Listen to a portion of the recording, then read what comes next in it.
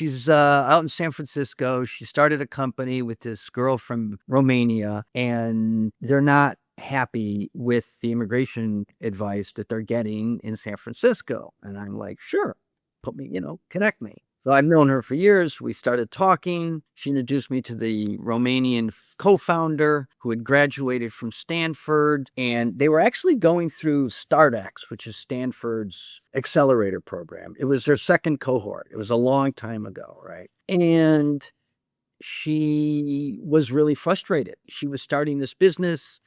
They really didn't raise much money yet. They didn't have any employees other than two of them, but she was facing leaving the country.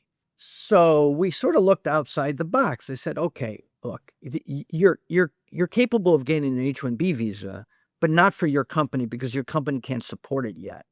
So let's find another company that is in a position to support you that you can work part-time for while you're building your own company.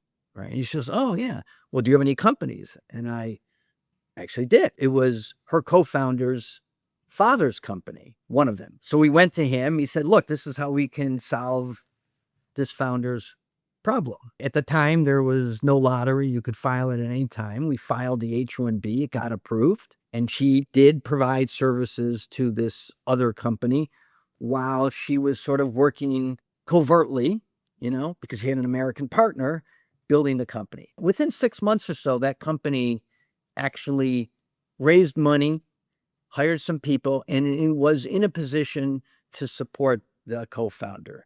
And then we filed a change of status to the H-1B and got that. And then we said, you know what? That's not necessarily the best visa for you.